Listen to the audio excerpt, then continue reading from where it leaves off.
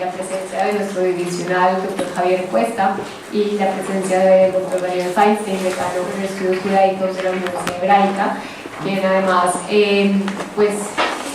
inició desde la autor intelectual también de que el Dr. Weber pueda acompañarnos hoy en la Universidad Iberoamericana. En México también va a estar la Universidad Hebraica en la tarde y en la Feria del Libro de Guadalajara, a la que viene a presentar su más reciente publicación.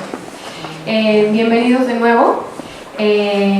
La construcción de un nazi, entender a Hitler en el siglo XXI, la conferencia que hoy nos va a ofrecer el doctor Thomas Weber, uno de los más importantes historiadores del nazismo y de Hitler en nuestro tiempo. Obtuvo su doctorado en la Universidad de Oxford en Historia, ha sido docente de las universidades de Harvard, Princeton y Aberdeen, donde actualmente trabaja. En esa universidad se desempeña también como director fundador del Centro de Seguridad Global y Gobernabilidad. Es profesor de Historia y Asuntos Internacionales.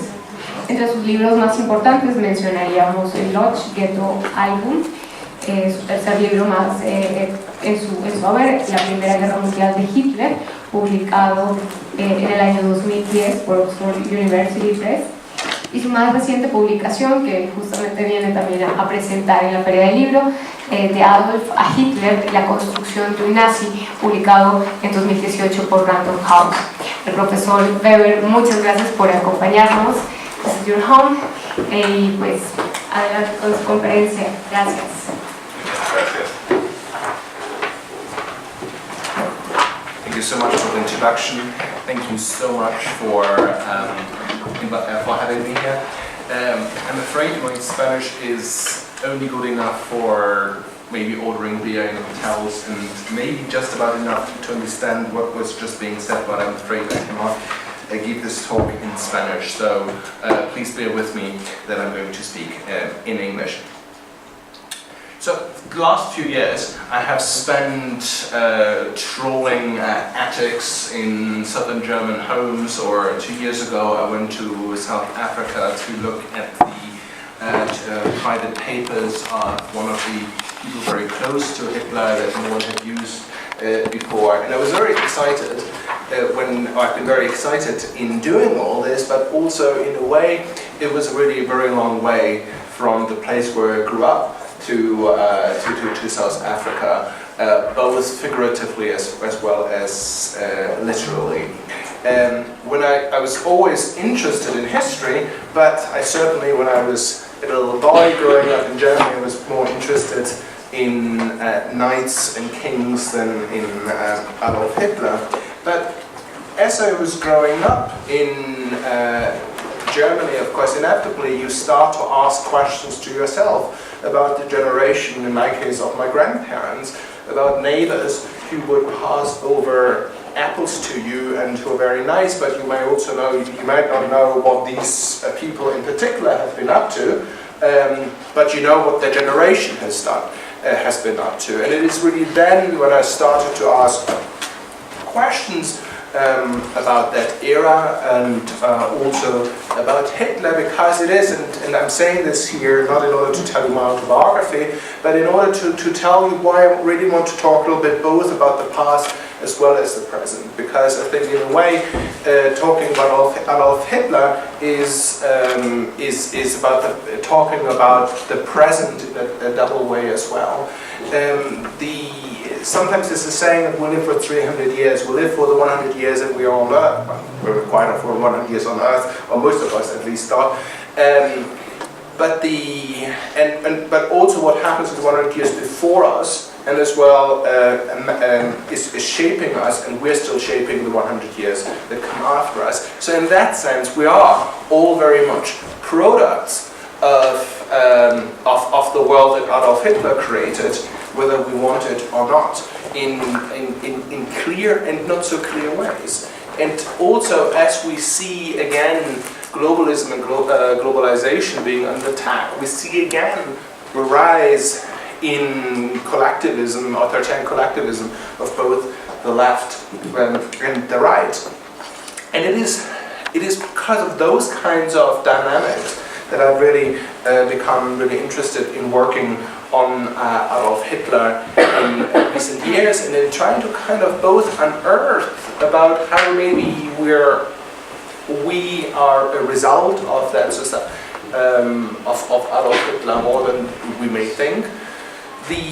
Certainly neither victims nor perpetrators normally find it easy to talk about this, everyone knows how there's silences in the families of perpetrators, but the same is true in the families of victims. For instance, my wife didn't know until I told her a few years ago that the grandfather of her grandfather was killed in the Holocaust. There was also something that, even though it has consequences, it's consequences that are not necessarily openly spoken about. So I'm trying to want to tease that out a little bit, but also I want to really make the point that when we look for the warning signs of new Hitlers, we often look for the wrong signs, and I think we're looking for the wrong signs because we are looking for, because we have the wrong understanding of how Hitler first became Hitler, because ultimately we still believe far too much the story that Adolf Hitler told us himself.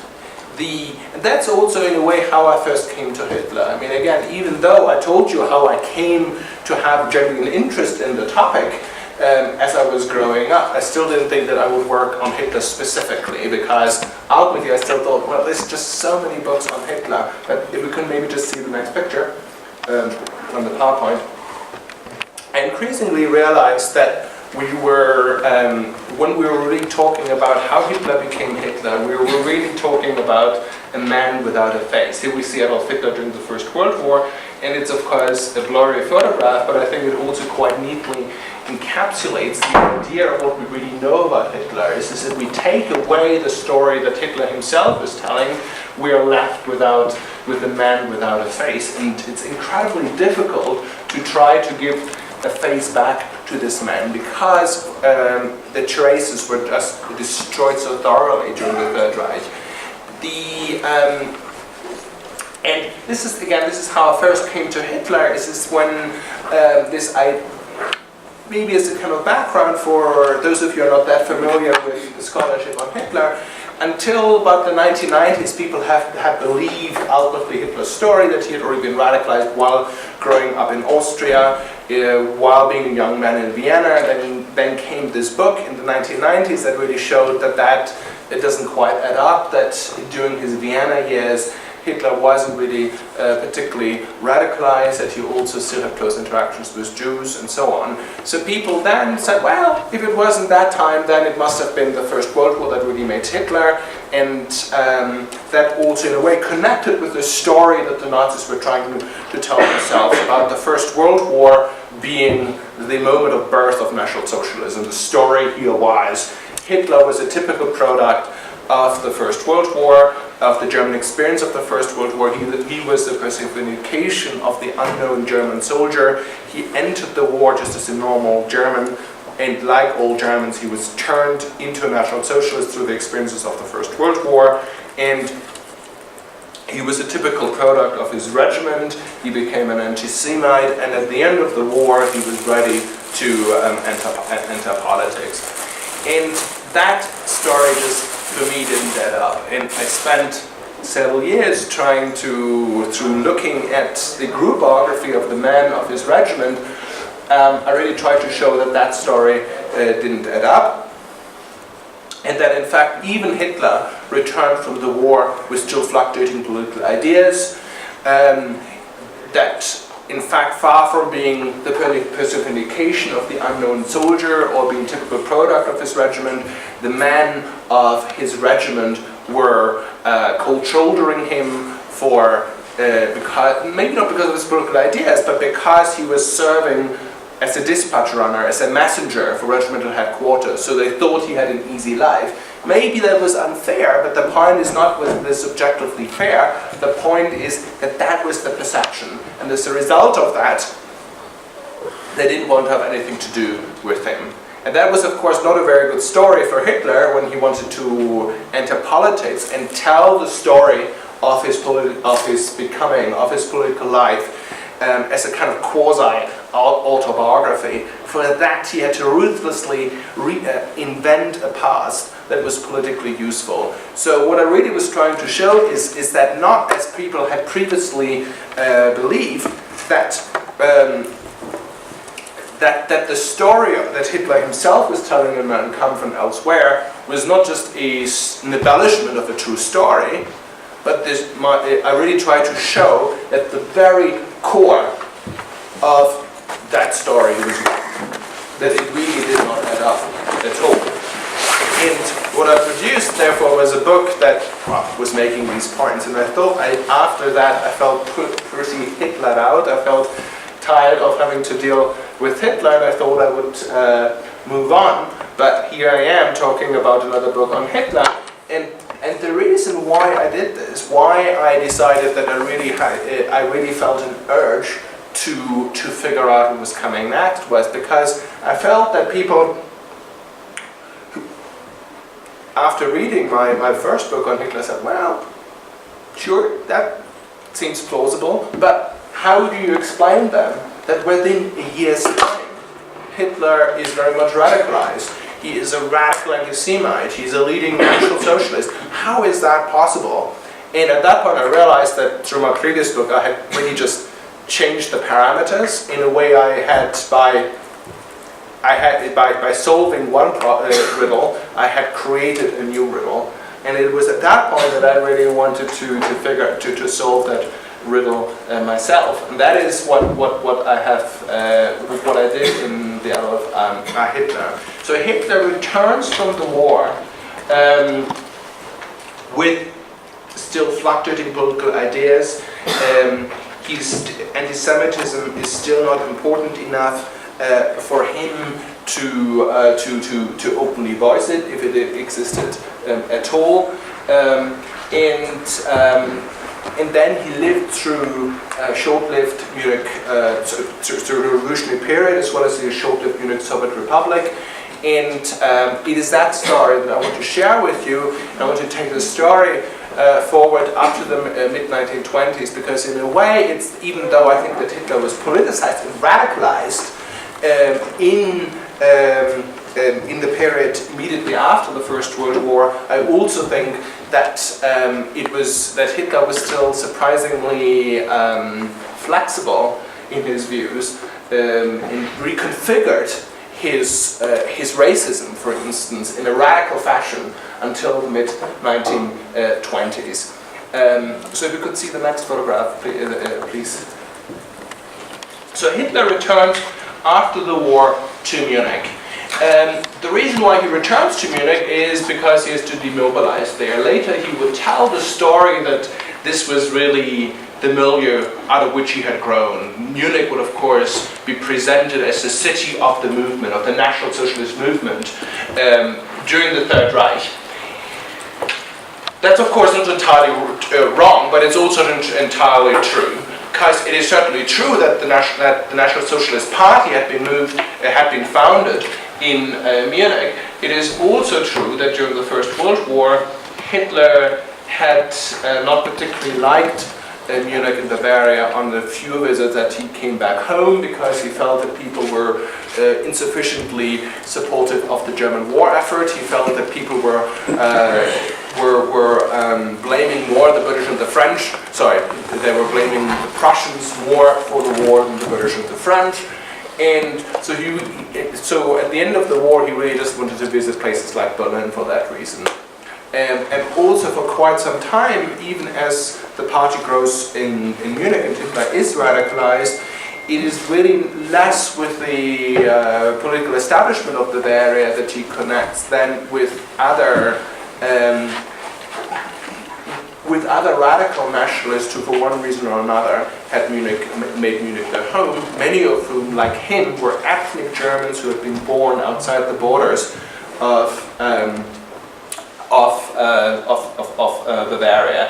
So in that sense, I also want to make the story here is that it's not useful, as we're so often told, in Hitler biographies, that Hitler is just this kind of typical product of the political milieu of Munich and Bavaria after the First World War. And this is not a political argument at all, because inside of Germany these arguments have very quickly become mashed up with questions of identity and so on. I personally couldn't care less as to whether the Bavarians are presented here in a positive or negative way, in a way that even though earlier I spoke about the connection to the present, once we talk about questions like that, I think we really have got to take the position, look at the recent past as if it happened a million years ago, and not get quite involved in those kinds of questions, but that's the distraction. So let's get to the next image. But let's talk about Hitler during the revolutionary period. So after the First World War, the monarchies of Germany fell, revolution happened, Germany was turned into a republic, and the revolution was in Bavaria more radical than in the rest of Germany, and it was also crucially led by a revolutionary leader called Eisner, who was Jewish. And as Hitler now returns from the war, he is not, as would have been normal for a soldier from his kind of unit, he's not demobilized, but he deliberately tries to stay in the army. And that is in a way quite an uphill struggle, because of the armistice conditions in the war. He has no choice. Germany has no choice but then to reduce the number of soldiers, and therefore everyone is kind of is encouraged to be demobilized. But Hitler really wants to stay on. This might have to do with opportunistic personal reasons, that Hitler really had no home to return to, that in a way the army had become his home, or regimental headquarters of his unit had become his home. So he desperately wants to try to hold on to that. But it also signifies a willingness on Hitler's part to serve the revolution. Because what he has got to do now, for instance, when in the winter of 1918-1919, he is serving in a former POW, a camp for POWs outside of Munich, he has got to serve the revolution, and he has got to defend the revolutionary regime against attacks, including against anti-Semitic attacks. If we could have the next image, please. And Hitler also continued to stand by the revolution as it became more and more radical, as it devoured its own children. It started out already being more radical than in Berlin, but it became successively more radical, particularly after the assassination in February of that Jewish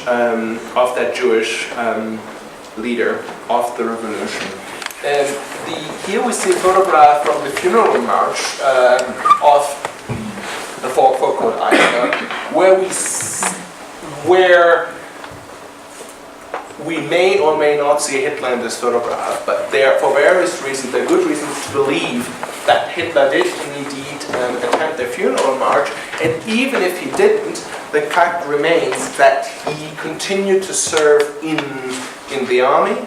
He continued to serve this revolutionary leader as well as the more radical leaders that followed, and he didn't just keep his head down. He even stood for the first time for any kind of position of influence as the representative of the man of his unit during the revolution, and later he would try to sell this as an idea that he was a secret spokesperson of everyone who spoke against the revolution, but that just doesn't add up, because we have the election results from the Bavarian election from January from the unit in which Hitler served, because there were special polling stations. And from that we know that the overwhelming majority, I think between 80-90%, voted for either moderate or radical left-wing parties. So it's inconceivable to believe that if they had seen in Hitler a radical right-wing figure, that they would have voted for him at that point. And even during the short-lived Munich Soviet Republic in April of 1919, when so many others did leave the army, including Hitler's closest peer from that period, Hitler stayed on. He did not join a right-wing militia that would fight against that unit, against that Soviet Republic, but he would stay on. Of course, the question is, what do we make of this? What does this signify in terms of Hitler's political radicalization? I think at the very least it shows that at that point Hitler has no problem serving left-wing revolutionary regimes.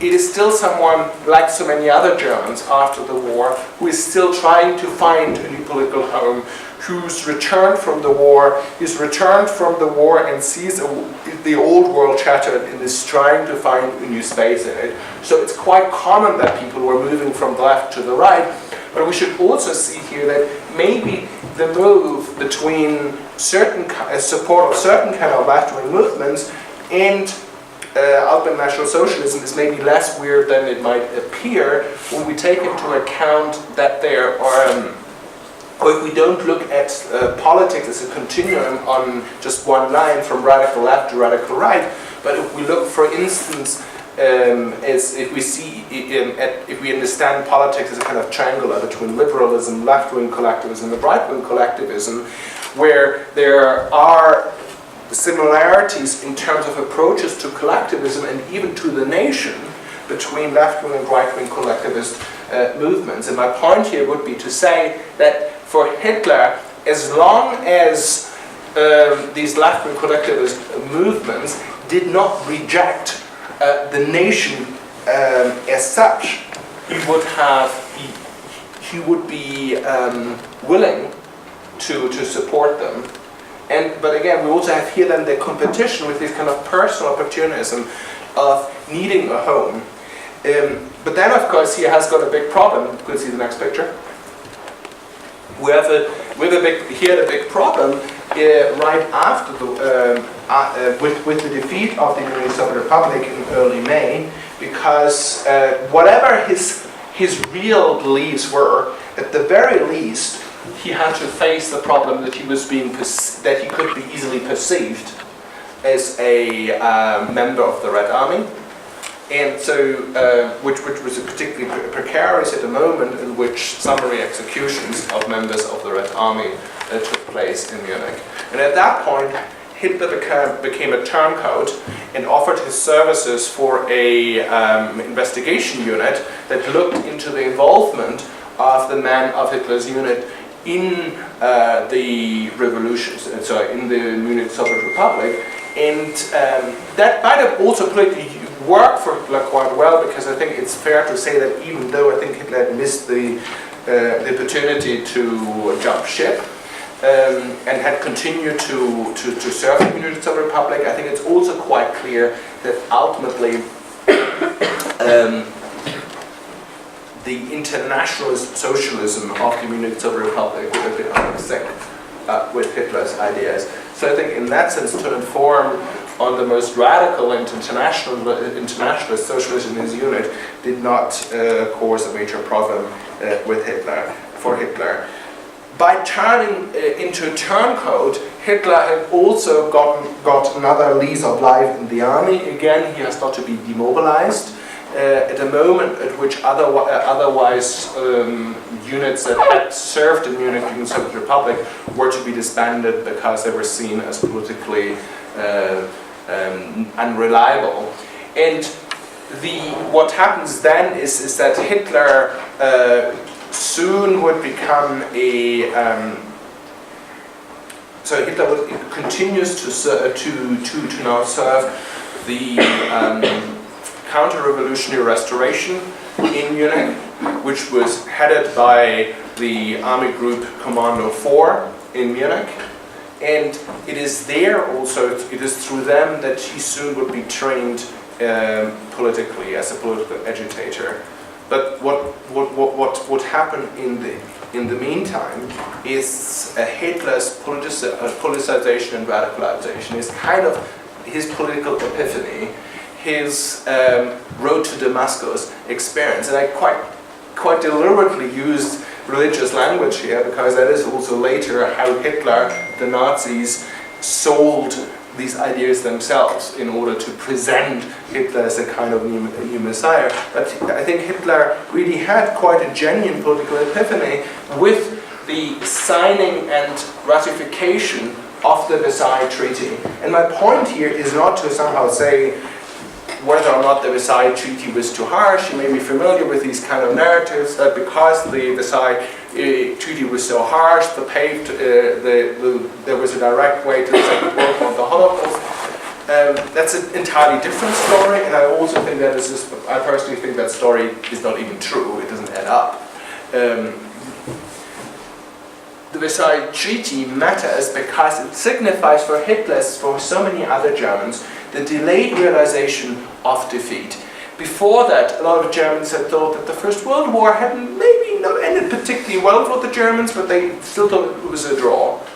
And they thought that even though it wasn't maybe a particularly even draw, that the Americans would make sure that there would be a just peace. So it was a total shock that the Versailles Treaty would happen, and that it was signed and ratified by the German government and parliament, because there it became clear to Germans they really and truly had lost the war. And this is the moment of, I argue, of Hitler's politicization and radicalization, because what he's now doing is he's asking himself two questions. One, how could we have lost the war? And maybe more importantly, because he doesn't just want to refight the last war, how would Germany have to be recast in order to be safe for all times in a rapidly changing world? For there was a belief, not just for Hitler, that the world was really, the international system was undergoing a transformation towards today we would say, world of super empires or superpowers. And Hitler really wanted to understand what are the reasons or the primary reasons for Germany's domestic weakness and Germany's external weakness, in order to be able to find an answer of how Germany would have to be recast in order to be safe for all times. And in that sense, I also present Hitler as a kind of serious man of ideas. He's often presented as a kind of nihilist who is just full of hatred and who is just driven purely by revenge. And in fact, that is at least in Hitler's self-perception, which obviously was full of hatred and all that, but in his self-perception, that was not how he saw things. In fact, in his first anti-Semitic letter that he would write in September, he would make the point that an anti-Semitism of emotion, of pogroms, of violence, is not the answer. I'm paraphrasing here, but he's basically saying, well, you might feel good about that, you might feel good about yourself, but it's not solving a single thing. You have got to really solve problems once and for all. Hitler, unlike so many other Germans, I'm also not talking about, you may be familiar with the stab in the back theory, how supposedly victorious Germany had been stabbed in the back and now had to take revenge. That's not really Hitler's language. Hitler really wants to understand the nature of things in order to make Germany safe for all times. And of course the first principles of his worldview are crazy, they are irrational. But once you accept those first principles, there is a kind of inner coherence in the way he put things together, and my argument would be that he is quite seriously engaging with ideas. And the answers he comes up with is that the primary reason for Germany's domestic weakness is the result of the supposedly pernicious and negative influence of Jews. But he is at that point focusing maybe less on Jewish bodies, and he's also not, as most people in Munich do after the revolution, he's not focusing on the fact that supposedly the revolution would be run by the Jews, because his anti-Semitism here is really driven first and foremost by anti-capitalism. It's about Jewish, supposedly Jewish ideas of finance capitalism, and he says that is making, those kind of ideas is making Germany domestically weak because it is creating social inequality and so on. And therefore he advocates that those kinds of ideas, those kinds of, you may say, globalist ideas, have got to be purged from Germany for Germany to be strong enough to be able to succeed in this international competition of states. And the other point is that Germany has, or the primary source for Germany's external weakness is supposedly insufficient territory, manpower, and resources. Therefore, Germany, in order for Germany to become one of those superpowers, Germany needs far more territory and manpower. Although he is still for quite some time surprisingly flexible in the answers he finds. He is, in terms of the fundamental questions he has been asking ever since his politicization, radicalization, he is inflexible. They are the guiding questions until the day he dies in the ruins of the Reichschancellor in Berlin 1945. In terms of the general answer for the what is the primary weakness, external and internal weakness of Germany, he's also very consistent. But beyond that, he's really still continuing to search for ideas, and he is, in anything that is not relating to the Jews, but more about that in a few minutes, he is still quite flexible. So it is those questions and the answers to them that drives him until the day he dies, and it is also the kind of searching for answers on a kind of tactical and operational level to how the broader realizations of what needs to be done can be translated into politics that is Hitler, keeps Hitler going. If you could have the next picture. So I'm presenting here as Hitler as someone who's maybe far more searching himself and is an active person, who is someone who is thinking and also who quickly becomes a political operator, rather than the kind of man who we're normally presented with in recent years, where we have the picture that supposedly of a Hitler being radicalized in post-revolutionary Munich as he's taking this propaganda course in the summer of 1919, is he becomes a propagandist of the guy on the right-hand side, Karl Mayr, who is kind of the guy who let the genie out of the bottle, and where the idea is that Hitler is just the kind of guy who soaks up ideas like a sponge. And he's a typical product of the right-wing milieu in the German army and also of the Bavarian establishment. And that Hitler's main talent is more in terms of speaking. And the idea there is that also often that until the mid-1920s, Hitler doesn't really know himself even what he wants, what role he himself has. And I don't think that that is the story that quite adds up. And it's even in the summer of 1919, when we can have the next picture, please. He has actually not found a new home yet. For instance, his Irish volunteer in the German armed forces has got to save Hitler from being beaten up by soldiers to whom he was speaking as a propagandist. And look at the next picture. Let's actually jump over it because the time is. Let's have the next one. So Hitler really hasn't found a new home yet. He only finds that home in September of 1919 when he attends a meeting of the German Workers' Party, so the nascent Nazi party, in this back room. This was still very much a kind of party is a misnomer. It's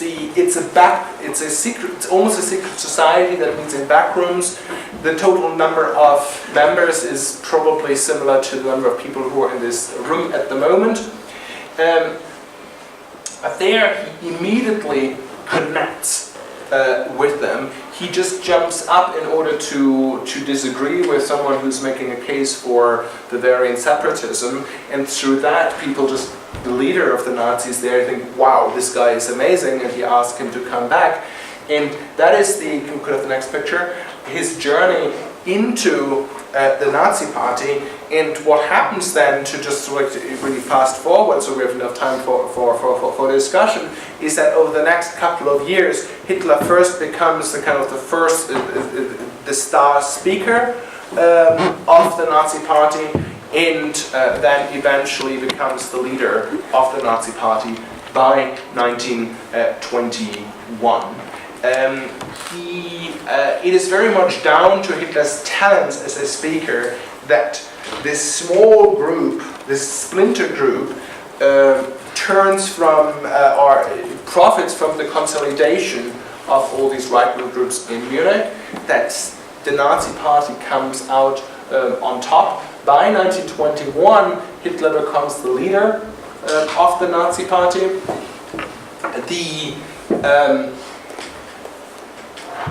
And by 1923, things were strong enough to start the putsch.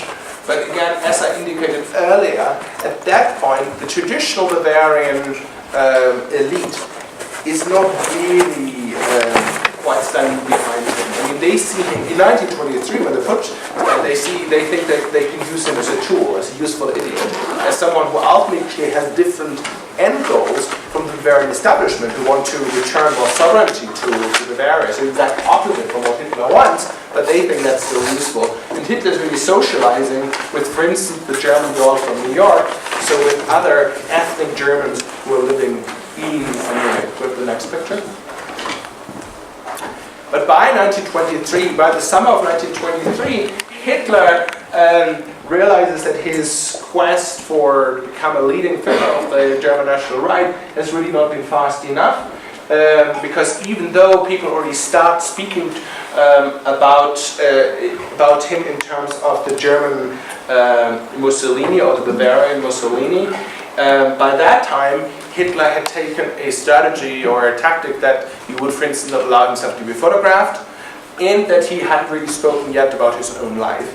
And a German satirical magazine took this did this spread in 1923 about what Hitler could look like. So to make fun of the fact that people were talking about Hitler, but no one knew what Hitler would look like. Hitler could still walk the streets of Munich at that time without being recognized. And in that context, Hitler radically changes his tactics, because Hitler really feels, as so many other people do, that there is a revolutionism in the air, both on the left and the right. There is that perception. In fact, in October of 1923, the German Communist Party has already instructed all its branches that revolution would start the following morning, and it was only called off at 11 p.m. at night.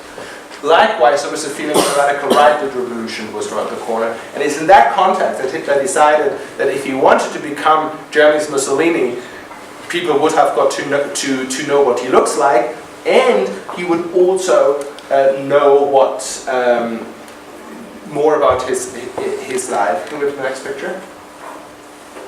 So he has got these propaganda photographs being taken, and then go to the next picture again.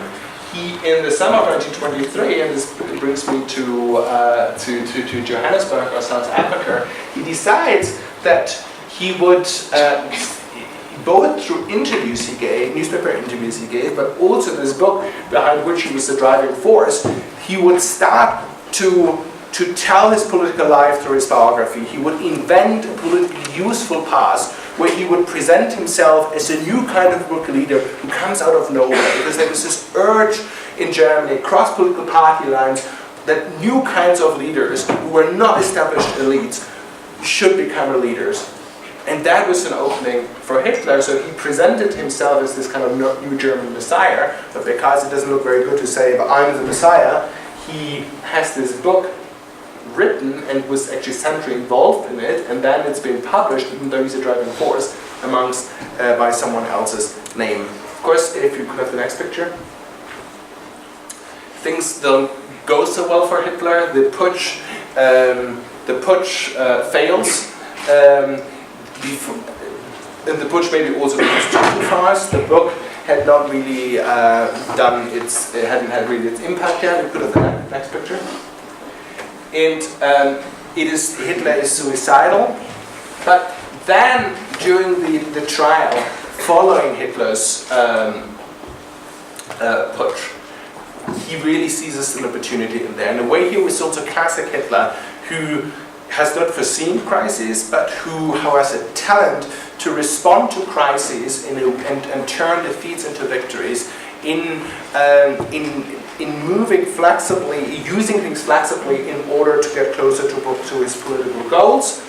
The trial starts as a Ludendorff trial of the other guy in the trial, and it ends as a Hitler trial. I should have said earlier is that Hitler was paying the lip service, that he was just being the drummer for someone else.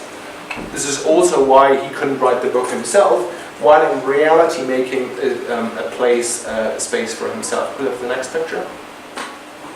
And of course, through the trial he becomes a national figure, goes then through the writing of Mein Kampf. Could we have the next image? Let's ignore this image for a moment. I want to just say 2 or 3 more things. One of the things is about Hitler's secret Russian collusion, which is interesting also insofar to actually show how Hitler's answers to these broader questions still changes. Because you know how I talked about that Hitler really thought that Germany had insufficient territory and resources, but he didn't think Germany on its own could do it. Therefore, he's advocating a permanent alliance with a restored Tsarist Russia. He intermingles, for instance, here we see the wife of one of the pretenders to the Russian throne in Bavaria with these Russian exiles in the hope that a nationalist and anti-Semitic regimes could be reestablished in both states, and the idea that a permanent alliance between those two countries, an all-encompassing alliance, would make Germany safe for all times. So at that point, he still treats Russians as his best buddies. And then, during the writing of Mein Kampf, and with the realization that after Lenin's death, that the Soviet Union is there to stay, he suddenly turns Russians into subhumans. He radically changes his racism. This is also my argument why his racism is fundamentally, his other racisms are fundamentally different from Hitler's anti-Semitic racism, because in his anti-Semitic racism he's surprisingly consistent and radical, but in his other racisms he is flexible, and his racism is in a way a result of his geopolitical considerations rather than the other way around as we normally think. Could we have the next picture? And I'm also arguing that the road to Auschwitz might have been from Munich, might have been long, but less twisted than is usually believed, because what I'm trying to show here is that the anti-Semitism was surprisingly radical, it was surprisingly literal, and it also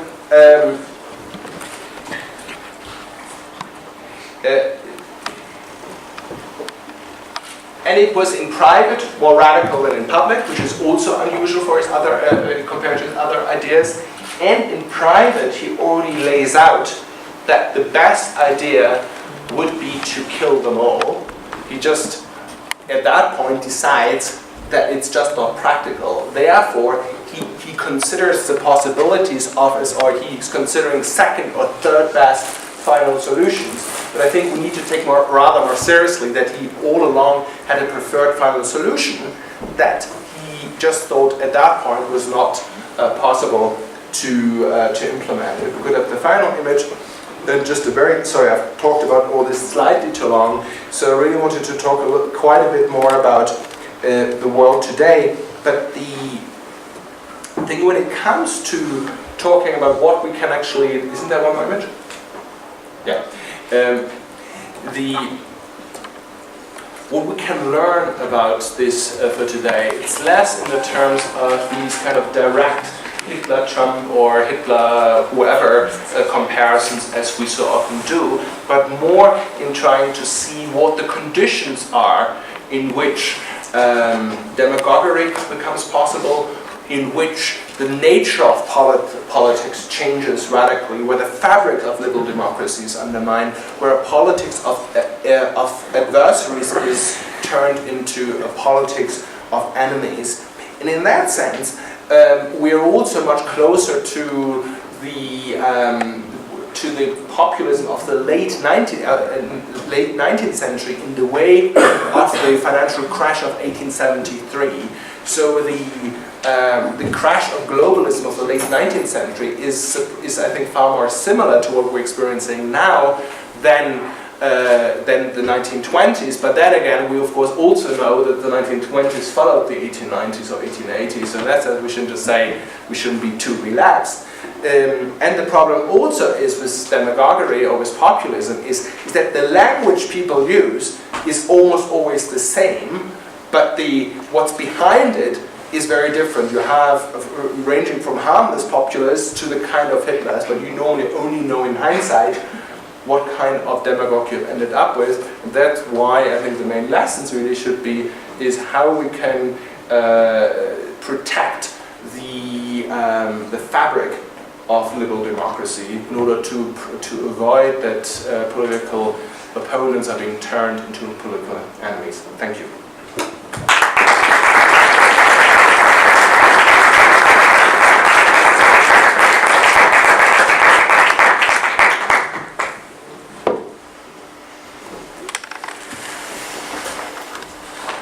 Ok, gracias al profesor Weber.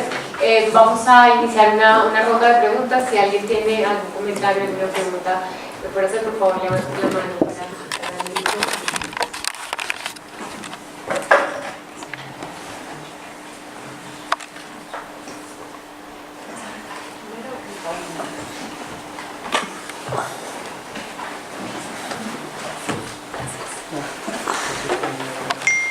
Thank you very much for your explanation. I was wondering how much you have to, for writing your book, what did you have to do just because you have the whole setting? You were able to see the whole picture about history in order to conclude things about Hitler. But how much of those conclusions were driven by yourself, or how much you have to focus actually on what Hitler's own view? What do you have to do, and just not to put part of yourself within that book? It's an excellent question. It's one that is difficult to answer. Because of course, in a way, we should take ourselves out. In a way, we should also to avoid the temptation of reading history backwards and falling into kind of teleological traps. And also writing a kind of presentist account of history and all that. And at the same time, I of course sometimes realized that also as I was looking at what was happening in the world around me, and people were describing what was happening in the US, in Russia, in Turkey, in the Philippines, and so on, it certainly sometimes provided me with inspiration and with the language to deal with things. And I like to believe that it was only the inspiration and that also my own person comes in terms of getting ideas, and that I was applying them to them, but I was then not trying to read history backwards, but I also realized that this is a slippery slope, and that it might also be an ideal that is impossible to implement. Thank you. Why do you think that far-right governments are resurfacing in Europe? Does it have anything to do with the types of crisis in which nationalism arises, for example, in Hitler's case? Do you think it has a similar trend right now? Sure. I mean, first of all, I wouldn't say they just resurface in in Europe. I mean, they resurface also in Latin America and in Asia. Yes, I mean, I personally think this is that it has a lot to do with the crisis of globalism and globalization in the West. It has to do with a sense of that people feel a sense of loss of control, a loss of their own lives. They no longer feel that they're sovereign, that they are masters in their own homes. They feel that the future will not be better than the past. And it is in that context that there is an opening for far-right parties. I would also say for far-left parties. And you can also see this in election results. I mean, if you look at the vote share of populist parties in Europe, they had by I think about 10 years before the financial crisis, it stood about 10%. By the time the financial crisis hit, it was about 15%, so there was already an upsurge, but it is now at about 30%. So I don't want to put this solely in that context, but I think it has a lot to do with the crisis of globalism and globalization, and how people respond to that, and therefore look for populist answers. Of populism, of course, meaning of people who think that they represent the real interest of the people against a supposedly incompetent or corrupt political elite. ¿Alguien tiene alguna pregunta? I think that's one.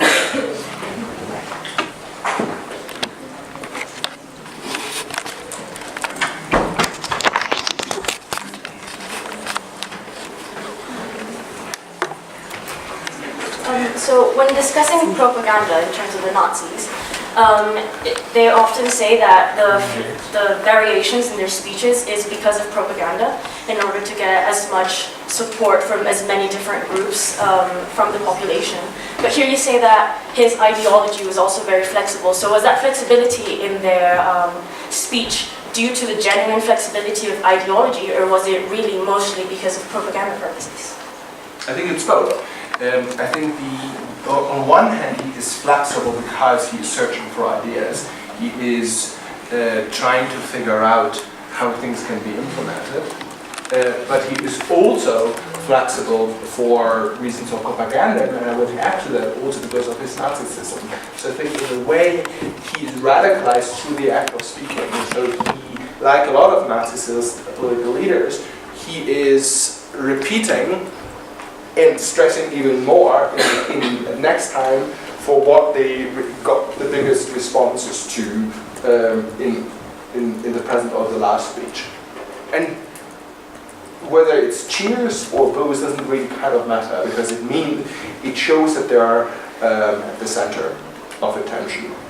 That though in that sense, that kind of Nazism and act of speaking is generating or is fostering or is fueling Hitler's radicalization. Hitler is also, in a more tactical way, in a more thoughtful way, often trying to downplay things or play things up because he knows that this works.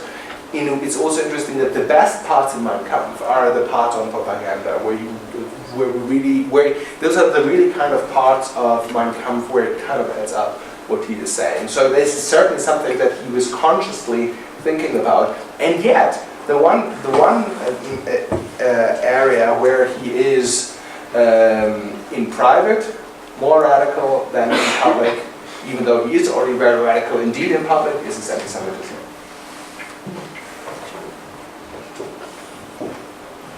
¿Tiene otra pregunta que quiera formular?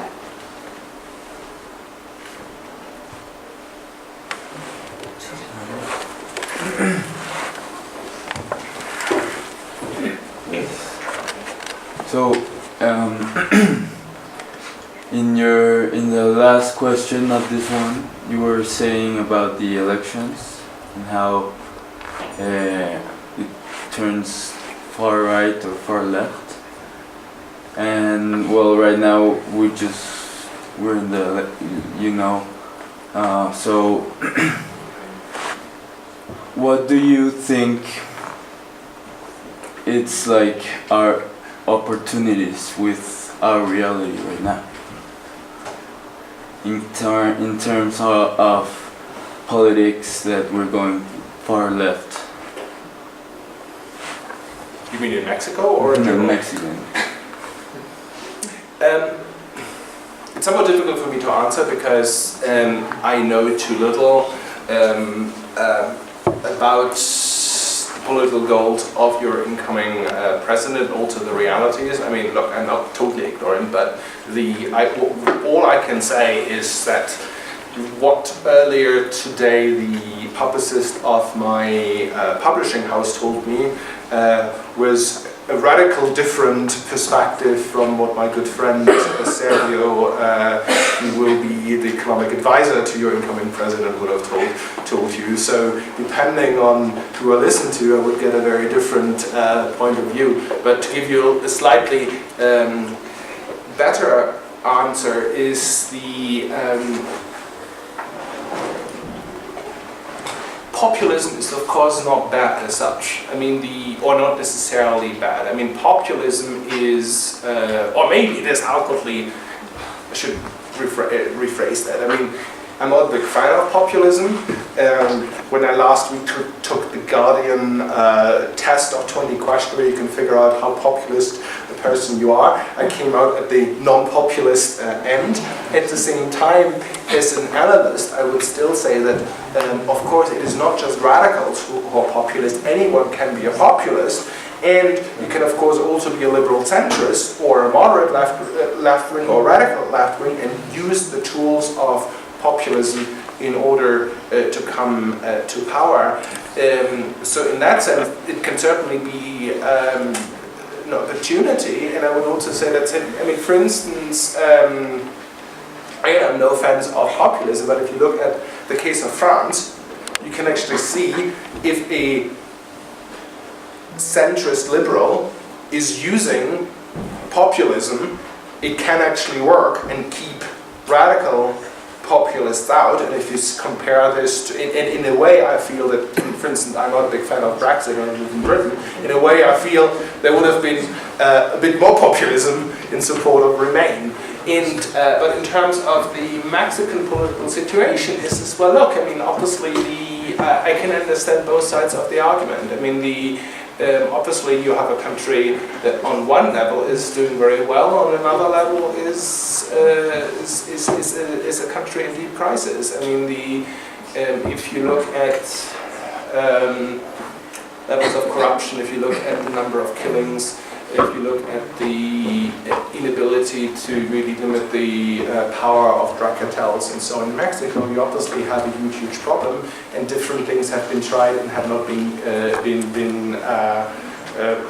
worked particularly well. And now, I mean, in a way, if we now had to this discussion whether giving amnesty to people involved in corruption or in drug trafficking, whether that is a horrible thing to do and totally counterproductive, or whether that is something that might bring about national reconciliation. In a way, I feel I can't answer this in 2 minutes, and I'm probably also too ignorant about the realities. But again, in a way, and I know I'm kind of circling around your question, is I would say at the very least there are kind of opportunities, and I would also say that with other left-wing populist movements, there are big risks. You really don't want to have countries end up like another Venezuela. At the same time, obviously rising social inequality in advanced Western societies, not so much in non-advanced Western societies, is a huge problem. And if left-wing populist governments can do something serious about advancing them, then there's an opportunity. So I'm kind of on the fence on that question. All right. No, anyway, I'm interested to hear what you have to say. No, I think it's how you said, it's a very hard question, and no one knows the answer, I would say, and we'll just have to be open-minded and think positively. Make a group effort.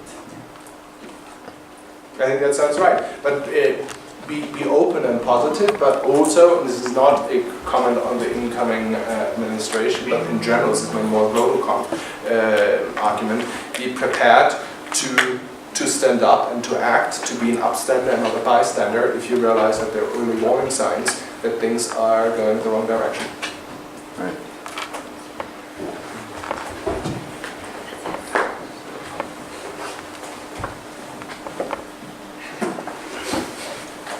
no sé si tengamos alguna otra pregunta por contestar o algún comentario. Bien, ustedes, muchas gracias por acompañarnos hoy en esta conferencia. Al profesor Thomas Weber, gracias por estar en la Universidad Iberoamericana. Esperamos que regrese pronto y pues nada, un reconocimiento de la universidad y pues, gracias por acompañarnos.